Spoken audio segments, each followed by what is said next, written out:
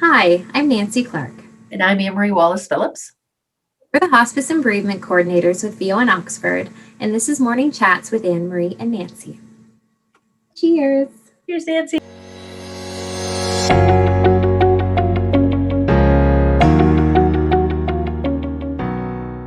So today we're going to continue to talk about displacement and grief.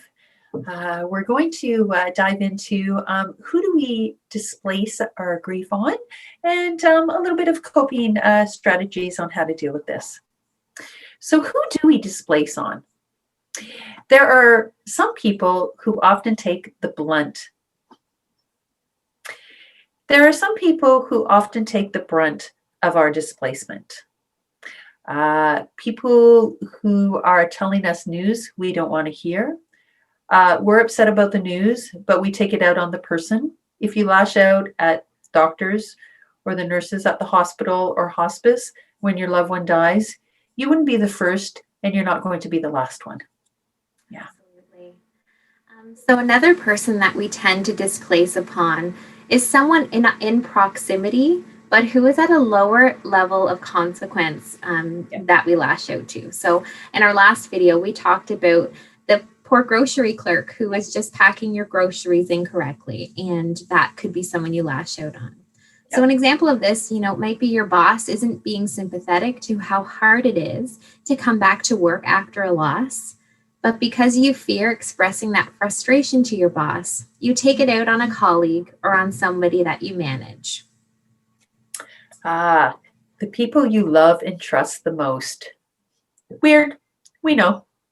But when you're angry at the universe for taking your loved one, you may find yourself repeatedly lashing out at a parent, your partner, or best friend because we know they will still love you.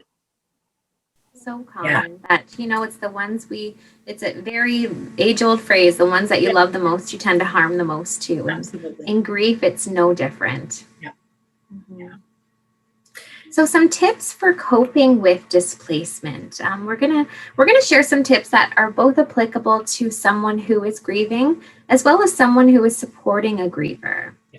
So our number one tip, our first one I should say, is don't take it personally if someone is experiencing displacement while grieving.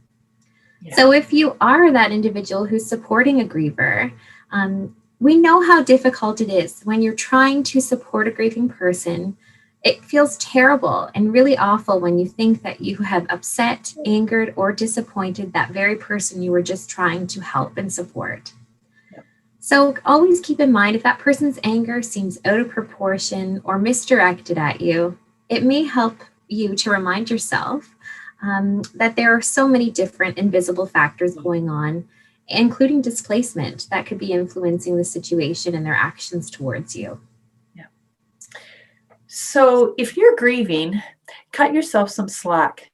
Recognize that you're lashing out at someone who wasn't the actual object of your anger. It doesn't make you a bad person.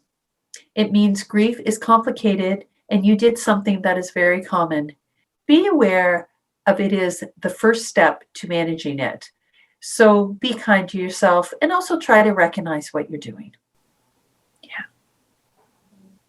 So the second tip for coping with displacement is to be open to apologize. So again, if you are that person who is supporting a grieving person, there is a chance that the grieving person, will actually catch themselves and recognize that they have had a moment of displacement or that they projected that anger onto you. So they may come to you and apologize.